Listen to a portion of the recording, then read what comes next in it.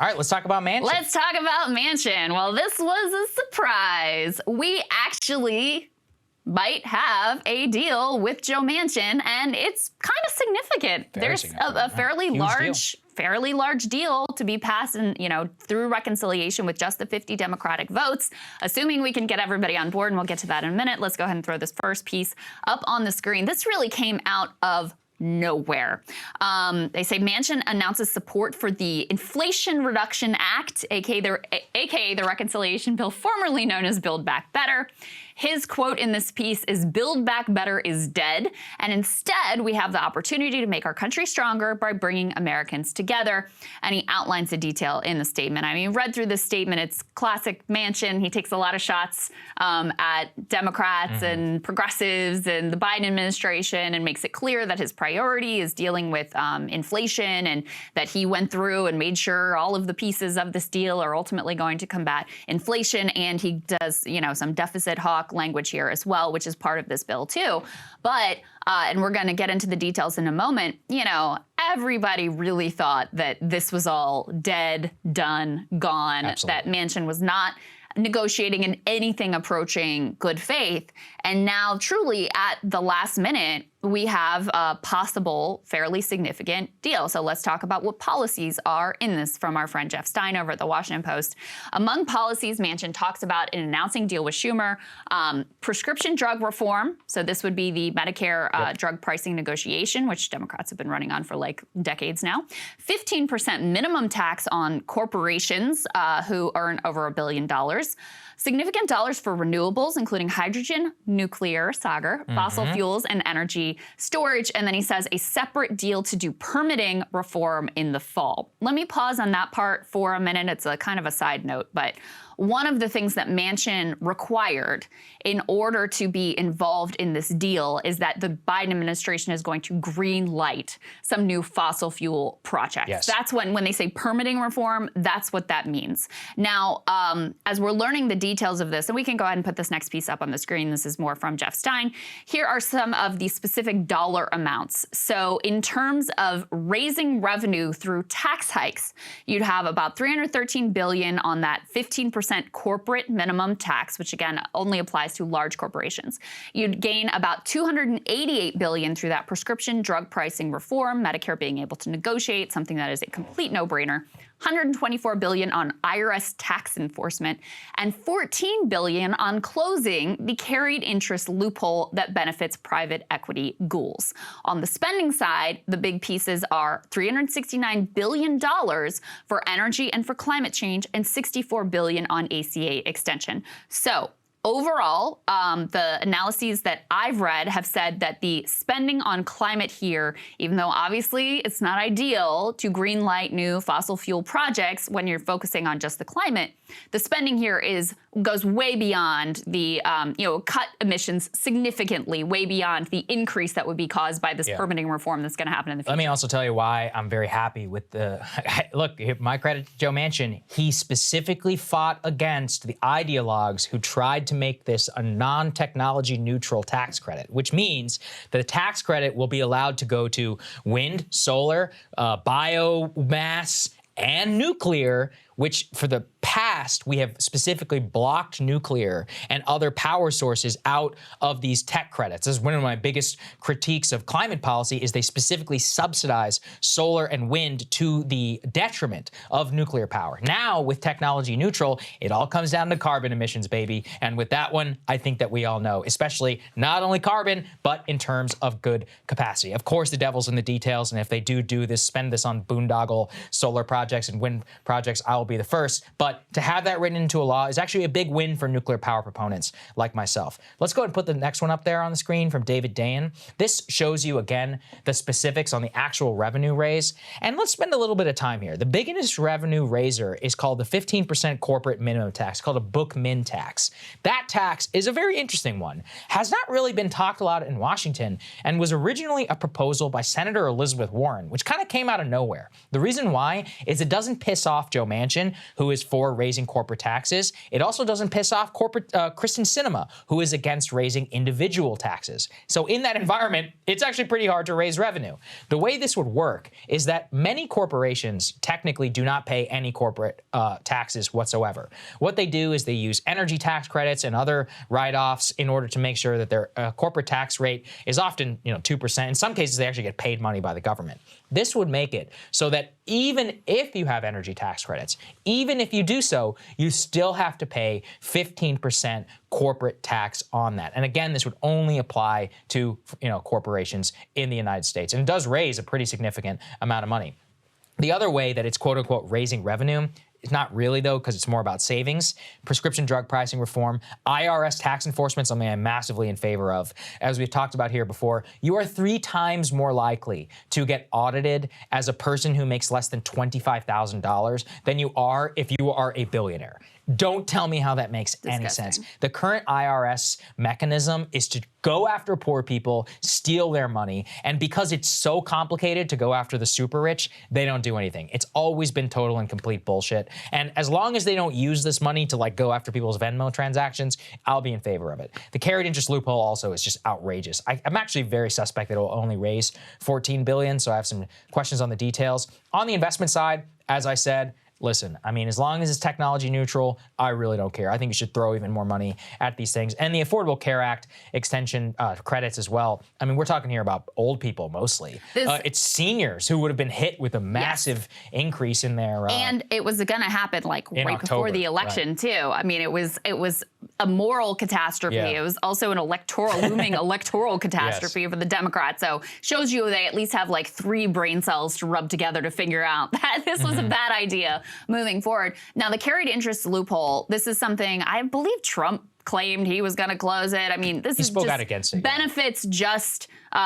private equity total giveaway in the tax code for a very small subset of very wealthy Americans. However, it does call into question whether Krystal Sinema is going to sign on to this. And again, this has got to go through reconciliation. You have to get every single Democrat on board in order to accomplish this. She has said in the past that she does not want to close the carried interest loophole. So we'll see. And, since it is a small amount of the revenue, is that the thing that they toss aside to say, oh, we're negotiating and whatever? Very possible that the private equity ghouls ultimately keep their little goodie bag. Let me tell you, Krystal, I don't think Sinema is the biggest obstacle to this. It is going to be Josh Gottheimer and Bob Menendez, who have already come out and guess everybody what they're so pissed off about. The SALT tax. So basically, as we've laid out before, state and local deductions. It used to be that you could deduct all of the taxes that you paid in state and local taxes from your federal income tax burden. Now, under the Trump administration, you were not able to do so. So they put a cap on it basically at $10,000. Now, removing the cap, which is what New Jersey and California and other high income tax states want, would effectively be a massive boon only to millionaires and billionaires in the United States. 90% of the benefit of lifting the SALT cap goes to people who make over $1 million per year. So it's kind of a hilarious thing that they are going to the mat right now to try and include the SALT cap removal. And Manchin explicitly trashes them in his long statement that he wrote and says, we're not going to do these tax cut giveaways to red states and blue states in this way. So are they going to get on? How hardcore are they about what no SALT, no deal? Will they tank the deal over a multi-millionaire tax giveaway? Yeah, let's see. I would love to see that. The other question is, are you going to have, all the progressives on board? I think you likely are, because this is a much more significant deal than we hadn't even been following this closely anymore, guys, because frankly, it was just so pathetic. The negotiations were so frustrating. There was nobody really thought this was going to ultimately come together. And what the deal had collapsed to is maybe we're going to do the ACA subsidies and the prescription drug pricing reform. And that was basically it. So the fact that now you're getting really significant money towards climate priorities and, hiking taxes on the rich in a significant way, I suspect the Congressional Progressive Caucus is going to get on board with this and be, uniform lockstep. So even if you have a few people like Gottheimer who want to vote, against it, you still have at least a few votes you could give away to the, idiots over on the Salt Caucus. But the politics of this are also very interesting. And I have to say, a very rare kind of a gangster move from Democrats here. Yeah, I'm kind of shocked they were able to do this. They kept this thing so close to the vest. And that it didn't leak, that they were this far along in negotiations. And the reason why this matters, go ahead and put this last piece up on the screen, D5. McConnell and Republicans said they were not going to pass that CHIPS Act that we talked about if a reconciliation deal like this was still alive. So they passed CHIPS. And that very day, hours later, Democrats announced this deal. Yep. So they really were able to keep any of the details leaking out, keep the Republicans from getting suspicious at all, because McConnell had said he's going to tank the CHIPS deal if Democrats are going to go forward with a reconciliation deal. And now you have Republicans, because this thing, the CHIPS Act, still has to pass in the House. So you have Republicans actually whipping against the CHIPS deal in the House now because they're pissed off about the reconciliation bill, which to me is really stupid. You either support the legislation or you don't. I don't get it, but that's their strategy, is basically like, we want to punish you for doing something that, your voters find to be a priority. Anyway, I don't think that that's going to be successful in the House, but they are signaling their displeasure by doing that. And also, and this is really just horrendous and stupid and wrong, they're also trying to hold up the funding for sufferers from toxic burn pits is their other thing that they're doing to, express their displeasure. They're going to make veterans suffer in order to express their displeasure over this deal with Manchin. Yeah, I think what's also really interesting about, by the way, on the CHIPS Act, I just checked. People are saying that the whip count, basically 20 Republicans are still going to vote for it, so it's very likely to pass, even if people do vote against it. We'll see, though. It's possible that they turn this into a much bigger thing. Anyway, it's fascinating. Let's see how it plays out. I just want to do the caution. We're still a long way away from this thing becoming law. So in terms of what the next steps are, number one, this still has to go through the parliamentarian. They have to decide, every single one, on whether it's revenue neutral or not, as in if it balances out, because otherwise it doesn't comport with the rules of reconciliation. Number two, the two parties have to go back and forth in like a quasi-legal argument over every single piece of the bill. That takes a long time. Then we have to do. Is that what they call the bird bath? Yeah, it's called bird bath. Yeah, I know. Welcome to Washington. What a town. Then we also have to do vote-a-rama, which means that during a reconciliation process, Republicans and Democrats get hours and hours on the floor time, and they try to add thousands of amendments to the bill, and they give speeches, and it can take days and days and days. So we don't know when that process is going to start. And as we said, the damn bill's still not out. As in, devil's always in the details. It's in the text. There are still many things that could be thrown at this, and it's still, I personally think, maybe 70% chance that it becomes law. So that's actually not that high if you consider. If you consider there are still many ways they could screw this up. Just have no doubt about it. Or that Manchin could suddenly once again be like, oh no, and now I don't like this part of it that you wrote into it. Or Kirsten Sinema could be, play the spoiler this time. Who knows? Josh Gottheimer. There's still a lot of obstacles to cross here, but because this came from Manchin explicitly, and wasn't like, Biden and Schumer bringing something to Manchin and say, hey, do you like it? And what do you think? That it came directly from Manchin, I think, is giving people a little bit more confidence that it may actually come to pass. And, on the theme of like Democrats actually doing a few things here, shockingly, the House Dems are also preparing to pass a stock ban. That includes members. They can't hold or trade stock, which is that's awesome. Members, their spouses, and top aides. So something lit a fire under their ass. Again, listen, is it everything that I want? No. Are they at least doing something and trying to deliver for people in some way and thinking strategically about the future of the country?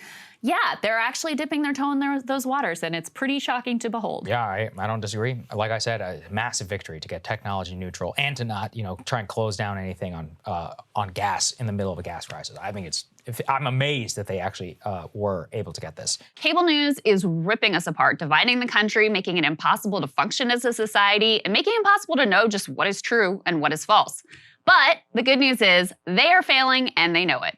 That is why we're building something new, a new mainstream, a healthier one, something more trustworthy, something that we are going to need in one of the most pivotal times in American history. We are building up here for the midterms, for the upcoming presidential election, but we need your help. So if you can help us out by becoming a premium member today at breakingpoints.com, we're trying to change America for the better and the entire world. So what are you waiting for, guys? Go to breakingpoints.com and sign up and help us build a new mainstream.